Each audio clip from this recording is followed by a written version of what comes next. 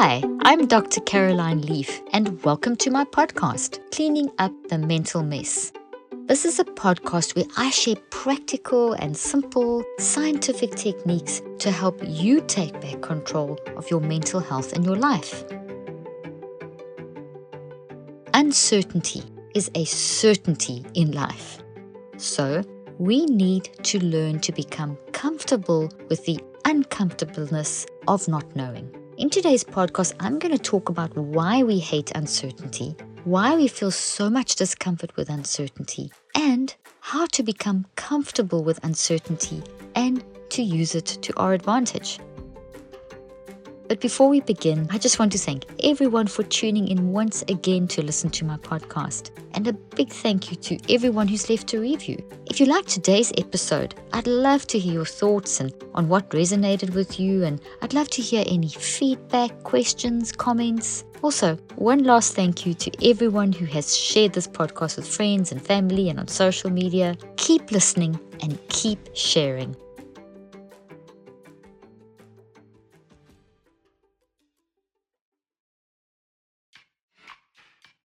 Looking for the ideal, on-the-go, super delicious, brain-boosting snack? Then you need to try super fat nut butters, my favorite go-to snack. Right now, I'm snacking on some apple slices with the super fat protein nut butter spread on top. Delicious. The healthy fats, carbs, and protein really help me stay focused, full, and energized so I can power through hours of podcasting and research. Super fat nut butters are certified keto and paleo, ready to take your snack game to the next level? Well, Superfat is offering a special discount just for my listeners. Get 15% of your order when you use the code Dr. Leaf at checkout. Just go to superfat.com and use the code Dr. Leaf at checkout. The link will also be in the show notes. When we're going through a tough time, it's natural to want to find the easiest route out of it. We just want to eliminate ambiguity and uncertainty. We kind of want to know what works up front. A formula that tells you what to do and guarantees that if we do this, if we apply this formula, if we follow this formula, we will succeed. We want this clarity up front, the steps up front. This is what I'm going to do and this is what's going to happen. Why do you think the self-help movement is so successful?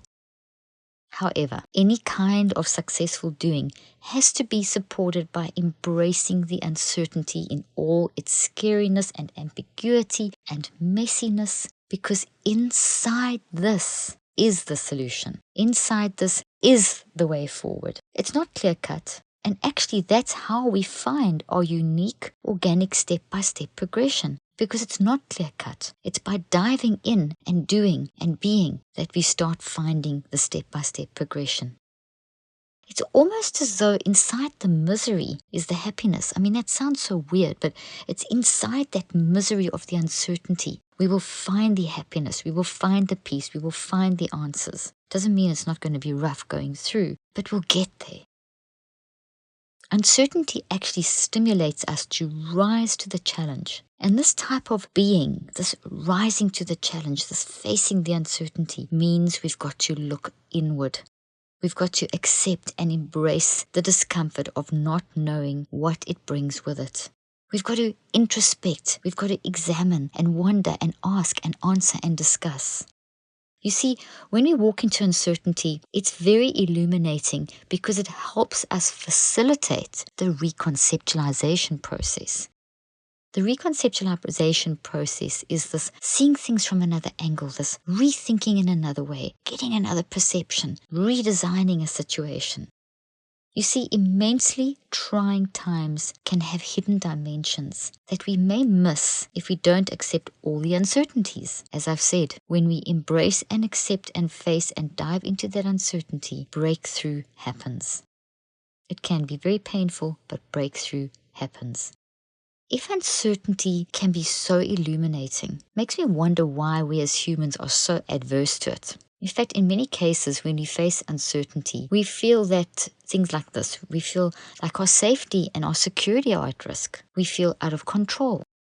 It's almost like uncertainty is a virus, and we've evolved to avoid things that jeopardize our survival, this internal flight or fight instinct. Our potential past traumas are associated with big unknown changes, and that's made us even more scared of the unknown. So we could have gone through something that was an unknown and it wasn't a very positive experience, and we remember that. So any other kind of uncertainty that has any level of similarity to the previous uncertainty that was traumatic makes us feel traumatic again. The other thing that makes us kind of averse to uncertainty is that we feel powerless. We are powerless because society makes us feel that if we don't have our stuff together, if we don't have our act together all the time, then it's our fault. So externally, we feel the pressure to have our life in order all the time, like you've just got it all together.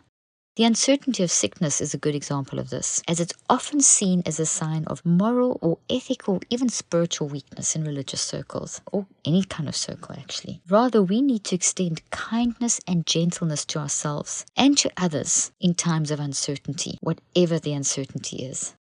Internally, uncertainty can make us feel like we have chaos inside of our heads. This is literally because we do have chaos inside of our brains. The brain naturally wants balance and coherence. So when we're afraid of uncertainty, we actually create chaos and incoherence. However, when we embrace being comfortable with not knowing, when you embrace being comfortable with uncertainty, that actually brings coherence and balance to our brains. So fear puts the brains out of balance, whereas embracing the uncertainty brings the brain back into balance. And you want your brain in balance in order to get the wisdom to dive in and find your way through the messiness of the uncertainty. We need to become tolerant of ambiguity. We need to be comfortable. We need to have tolerance and be comfortable standing and being in the mystery of uncertainty. Uncertainty is a mystery. When we do that, when we have tolerance and comfort in mystery, that brings coherence to the brain and the body, which means that we're going to have balance with our neurotransmitters, with the electrical chemical flow, with the way that the genes are expressing, the way that the little neurons are firing, the way that we have neuroplasticity happening in the brain. And this brings peace to our minds. So in the midst of the uncertainty, we can experience levels of peace that are progressive. As I've said already, this is a challenge. I'm not saying this is easy. I know it's hard because we just kind of want to get rid of that ambiguity and uncertainty. As I've said already, we want the formula. We want to know what works. We want someone to tell us, that guru, that doctor, that person who's been there before. What is the way out? What is the answer? We want someone to tell us what to do or show us the way. But doing must be supplemented by looking inward, examining, focusing, wondering, asking. You see, you've got to be, which is that inward looking, digging deep that helps you to become tolerant and be able to stand in the midst of the mystery, as well as the doing part where you start actually taking action steps in the midst of the mystery. So we've got to have the being and the doing. They are compatible. They coexist. Periods of uncertainty are unavoidable. So either we have to learn to love them and look forward to them, or if you fear them, you will feel like you're drowning when they come. And it is possible, believe it or not, to become more comfortable with uncertainty and use it to our advantage. In the way that nausea and sweating and so on is the way that the body actually frees itself from toxic matter. When we embrace our mental pain and accept the uncertainty that comes along with it, that is how we begin to free ourselves from toxic experiences. I mean, I know it sounds so weird, but it's like we have to go through this muddiness of uncertainty, this nausea, the sweating, to eliminate something, to find the way through. It's not uncommon for us to become experts at suppressing the inevitable thoughts with their attached emotions that go along with uncertainty. They're uncomfortable. They make us feel disturbed. We can become pretty good at pushing those down. For example, maybe you have uncertainty around a mysterious illness in your body, and you know you must go through a series of uncomfortable diagnostic procedures. Maybe it feels like there's just no answer. So you almost pretend nothing is wrong, and you keep yourself super busy to avoid finding the solution. Or you do as little as possible until your body gets the better of you, and then it becomes unavoidable. So we kind of almost kid ourselves. We think, well, if I pretend it's not there, if I suppress it, maybe it will go away. But we need to embrace that disturbance that uncertainty brings.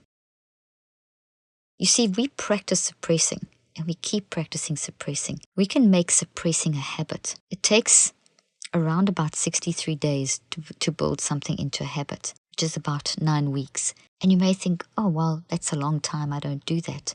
But every time you feel uncomfortable about uncertainty, which will hit you almost every day, very soon you would have practiced suppressing if you're not facing. You're either facing this challenge of uncertainty and trying to plow your way through, or you're pretending it doesn't exist. I think one of the things that helps us to do this is to realize that it's normal to say things like, uncertainty sucks. This helps me. I hate the feeling of uncertainty. It sucks, but I know how to face it and confront it because I've practiced it. It didn't come easy, but I have trained myself not to suppress. I have practiced. When the uncertainty comes, I express how I feel. It sucks. I don't like it. I feel uncomfortable. I express it, but I move forward. Uncertainty sucks. It's awful. You don't want to be in that uncertainty space. But by saying it sucks, it's awful, I don't want to be here, you externalize, you get that out, and that helps tremendously. It's almost as though you need to give yourself permission to engage in the dark place of uncertainty, or you will hold yourself back from moving through the uncertainty. Is there something interfering with your happiness? Maybe you just need to talk to someone. I recently discovered BetterHelp and think they're an amazing solution if you are looking for professional help with your mental health. BetterHelp will assess your needs and match you with your own licensed professional therapist. You can start communicating in under 24 hours. It's not a crisis line. It's not self-help. It is professional counseling done securely online. There is a broad range of expertise in BetterHelp's counselor network, which may not be locally available in many areas. The service is available for clients worldwide. You can schedule weekly video or phone sessions, so you won't ever have to sit in an uncomfortable waiting room. It's more affordable than traditional offline counseling, and financial aid is available. Visit trybetterhelp.com/Dr. Leaf. That's trybetterhelp.com/Dr. Leaf. And just for my listeners, get 10% off your first month at trybetterhelp.com/Dr. Leaf. The link will also be in the show notes. Let me tell you about my secret weapon for learning new things and getting ahead. It's called Blinkist. Blinkist takes the best key takeaways, the need to know information from thousands of non-fiction books and condenses them down into just 15 minutes that you can read or listen to. I love Blinkist because in less than 15 minutes, I feel like I can fast-track my path to a more intelligent and informed and healthy me. I use Blinkist as part of my daily brain-building morning routine, which helps really boost my mental health throughout the day. Right now, for a limited time, Blinkist has a special offer just for our audience. Go to blinkist.com/Dr. Leaf. Try it free for 7 days and save 25% off your new subscription. The link will be in the show notes. Uncertainty won't go away. The way we conquer uncertainty is by facing and moving through it. So the longer we leave or put that off, the more difficult it becomes. In fact, you can't even become the highest version of yourself unless you embrace uncertainty, because it is the toughness of uncertainty that grows your character. This is why we have to learn to be comfortable with uncertainty and how to take advantage of what may occur and how we may grow during periods of uncertainty. Here are some tips to help you with that. The first tip is practice standing outside of yourself. A way of helping you to do this is to use a technique that I call the multiple perspective advantage. It's a fantastic tool. It's literally you standing outside of yourself, observing yourself, thinking and feeling and doing. It allows you to objectify, externalize the situation, kind of like distancing yourself from the situation in order to get a better perspective. It's kind of like standing back and looking at this thing as though you are looking at it from a distance, or through a looking glass, or through outside of a one-way mirror and you looking in. Any analogy that helps you. And this better perspective can help you assess your own feelings and emotions when it comes to the uncertainty of what you're facing, and find the courage to find a way through. When we're immersed in something, like if you're inside of it, it's so hard to see the wood for the trees. And we can just literally drown in those toxic emotions. And that clouds our judgment. Our brain gets incoherent. We have neurotransmitters flowing in the wrong way. We have too much high beta activity in the brain, which blocks your ability to really tune in to the wisdom of your non-conscious mind. But by standing back and observing your own thinking, you can change the scenario because it's almost as though you're observing someone else going through the uncertainty. And let's face it, it's far easier to see solutions for someone else than it is for yourself. When you do this MPA thing, when you stand back and observe your own thinking as though you're observing someone else, you actually allow the alpha wave in your brain to really increase in power. And this helps you to access and connect between the non-conscious and conscious mind. And it allows for a freer flow of energy in your brain and neurotransmitters. And that helps you then to introspect and find answers and find the depth of the strength within yourself and find the wisdom that's in yourself. Our brains are designed to respond really well to this powerful self-regulation technique. We're designed to do this. The frontal lobe fires up with lots of good gamma waves, and this helps us get clarity and insight into challenging situations in a creative and objective way. And that's what we need with uncertainty. We need creativity and we need objectiveness. This MPA technique also helps reduce both the physical and the mental discomfort of uncertainty. Great way of helping to just get that discomfort mentally and physically that goes along with uncertainty. Using the MPA here are some simple sequential little questions that you can ask yourself to help you as you stand outside of yourself objectively and almost talk to yourself. First question is, ask yourself, how can I help this externalized version of me? You can even visualize yourself sitting with another version of you and helping you. Another question you can ask is, ask yourself, why are you scared? Keep asking why questions until you can't answer them anymore. Write down your reflections together in inverted commas. Use your imagination to see this like a movie. Another thing you can ask yourself is, what is uncertain? And be as specific as you can as you answer, because the more specific you are, the more courage you'll have. The second point, have a game plan. If you start feeling uncertainty, say you're going to do X, whatever that X is. This is like taking a test. You don't know what's going to be asked, but you study broadly enough with good enough mastery so that you're prepared for all eventualities. I would do this all the time. I would never cherry pick and just learn what the teacher had said are maybe the most important things. I would learn everything because then I knew I was prepared for every eventuality. That was my game plan. Try and prepare as broadly as you can for all eventualities related to that particular uncertainty. Because so much in life is unknown, we just have to try and plan for as many outcomes as we can creatively and objectively think about. The good, the bad, and the ugly. And that can help reduce our uncertainty and prepare us for as many eventualities as we possibly can. You can also use visualization techniques in this game planning, like imagining you are in a movie and this is a scene that's playing out. Imagine the best and the worst case scenarios and then plan on how you deal with them so that if they do happen, you're not thrown off balance. This is different to positive thinking. You're not pretending that everything will be right. This is actually looking at possibilities. It's looking at the best and the worst case scenarios.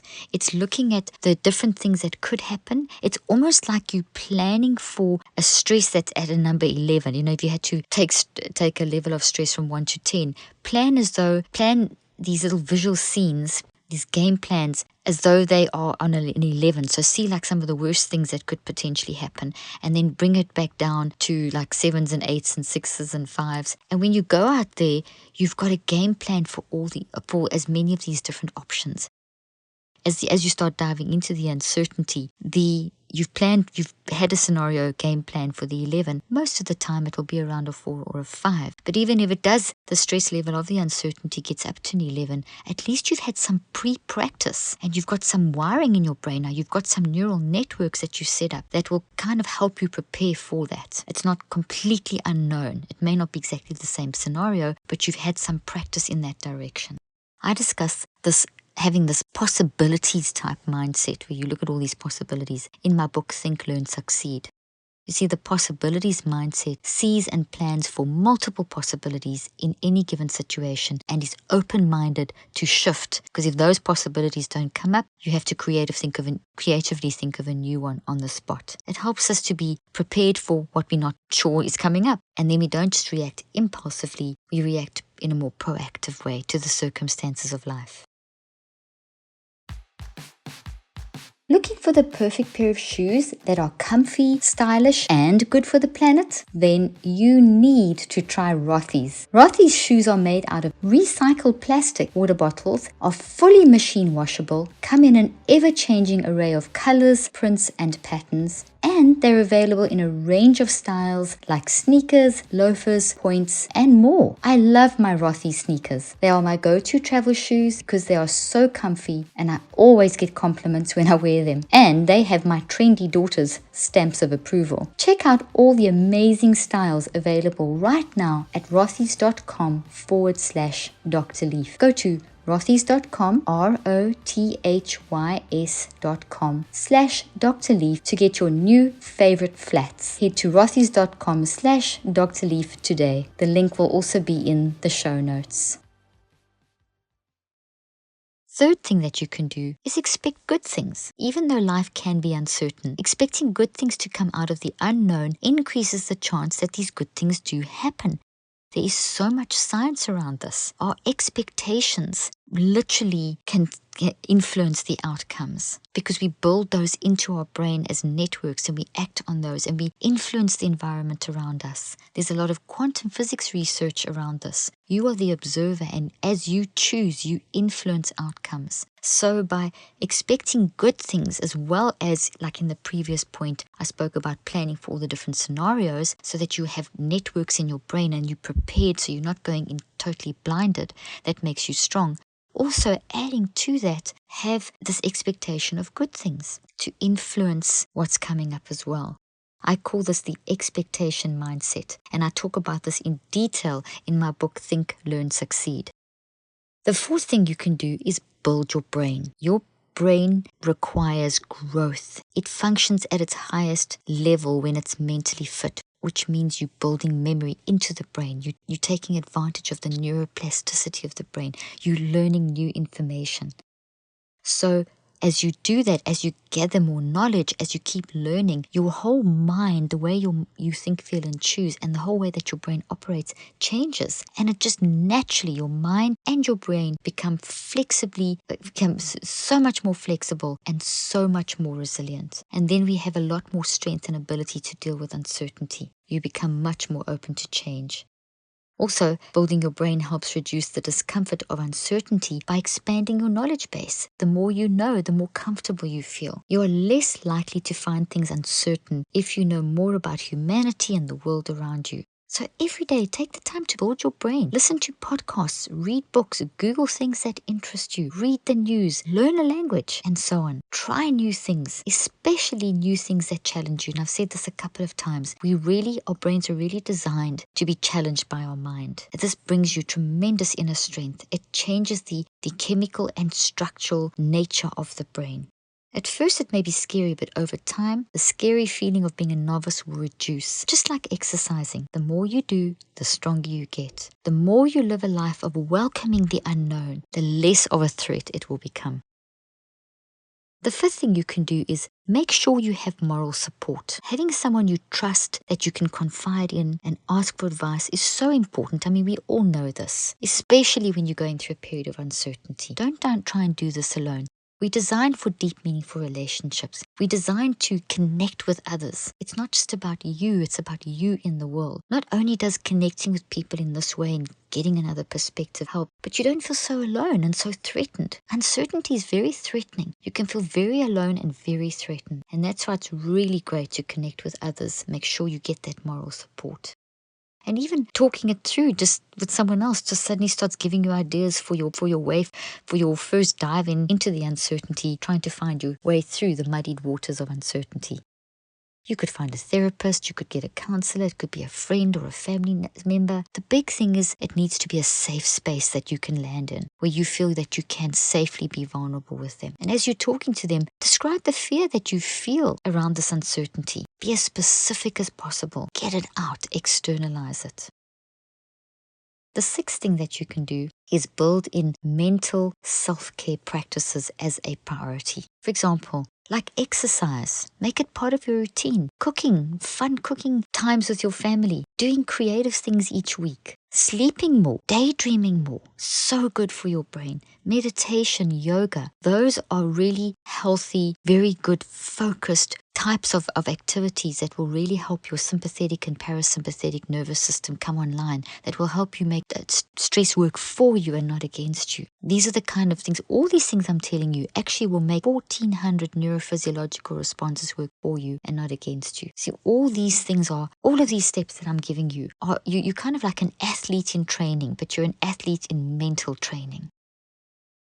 A seventh point is to reconceptualize the situation as a great learning opportunity. So instead of seeing this uncertainty as something terrible in your life, reconceptualize, say, it's scary, yes, but I see this as a learning opportunity. That shift in your mindset completely shifts how your physiology of your body and brain are going to function. Realize that, yes, this too shall pass. While you're going through a period of uncertainty, you can learn so much from it. You can confront, through suffering, the uncertainty and the stillness of the uncertainty. You can find something that you didn't look for before. And then by making this darkness conscious, you can do something about it.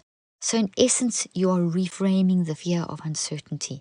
My mobile app, Switch, is an amazing tool to help you do what I've just described, to help you reconceptualize in this way, to help you learn from the uncertainty. I also did a podcast on reconceptualizing, and I recommend you listen to that as well.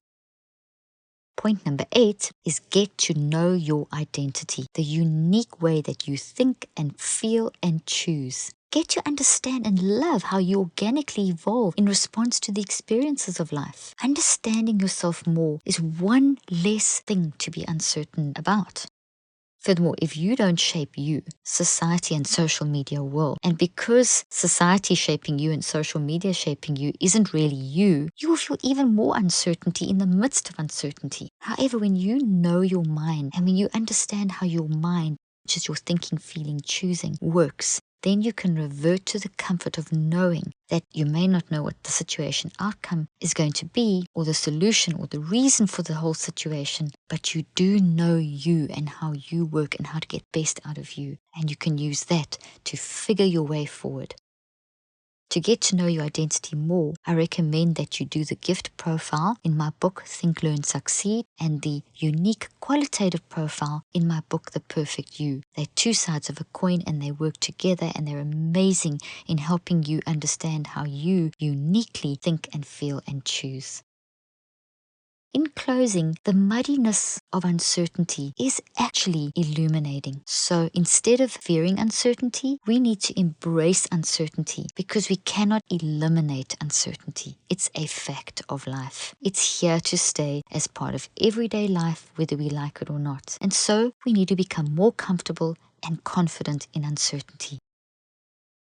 Here is a quick summary of the 8 points that I just mentioned. First of all, practice the multiple perspective advantage, standing outside yourself and observing yourself and having a whole conversation with yourself to get a different angle and perspective. Have a game plan. If you start feeling uncertainty, say you'll do X. This is like taking a test, as I mentioned. Get a broad understanding of the work, and then you can go and write the test and you're more confident. Get a broad understanding, game plan, and you'll be more comfortable moving into the uncertainty. Expect good things. Point number 4, build the brain, keep learning. Point number 5, make sure you have moral support. Point number 6, build in mental self-care practices as priorities. Point number 7, reconceptualize the situation as a great learning opportunity. Point number 8, get to know your identity.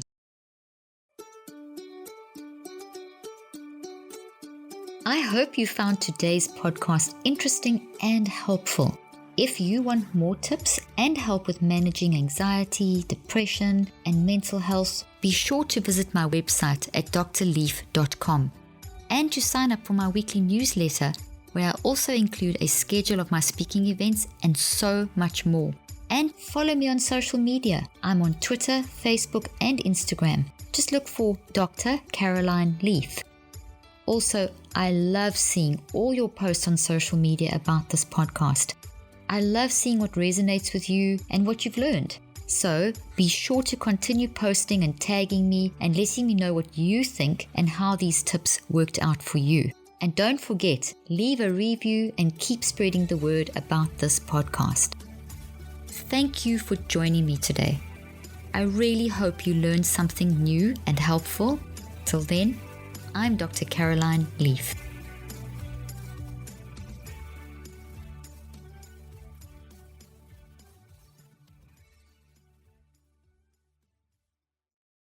This podcast represents the opinions of myself and my guests. The content here should not be taken as medical advice. The content here is for educational and informational purposes only. Please consult your healthcare professional for any individual medical questions you may have. While we make every effort to ensure that the information we are sharing is accurate, we welcome any comments, suggestions, or corrections of errors.